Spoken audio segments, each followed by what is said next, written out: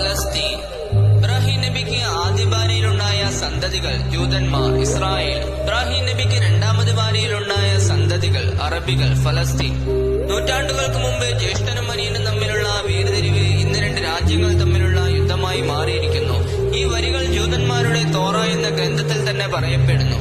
അവർ കൊന്നൊടുക്കുന്നത് അവരുടെ ചോരകളെ തന്നെയാണെന്ന് അവർ തിരിച്ചറിയുന്നില്ല. യുദ്ധം ചെയ്യേണ്ടത് ആണുങ്ങളുമായാണ്, അല്ലാതെ പിഞ്ചു കുഞ്ഞുങ്ങളെ കൊന്നൊടുക്കിയല്ല. ക്രൂരത കൊണ്ട് ചരിത്രമെഴുതിയ ഹിറ്റ്ലർ ലക്ഷക്കണക്കിന് ജൂതന്മാരെ കൊന്നൊടുക്കി. കുറച്ചുപേരെ ബാക്കി വെച്ചുകൊണ്ട് ഈ ലോകത്തോട് വിളിച്ചു പറഞ്ഞു, ഞാൻ ഇത്രയും ജൂതന്മാരെ കൊന്നത് എന്തിനു വേണ്ടിയാണെന്ന് നിങ്ങൾക്ക് പിന്നീട് മനസ്സിലാവും. അതിനുവേണ്ടി ഞാൻ കുറച്ച് ജൂതന്മാരെ ബാക്കി വെച്ചിട്ടുണ്ട്. ക്രൂരതയ്ക്കൊരു രൂപമുണ്ടെങ്കിൽ അത് ഹിറ്റ്ലറിനല്ല, അത് ജൂതന്മാർക്കാണ്. ഇസ്രായേൽ.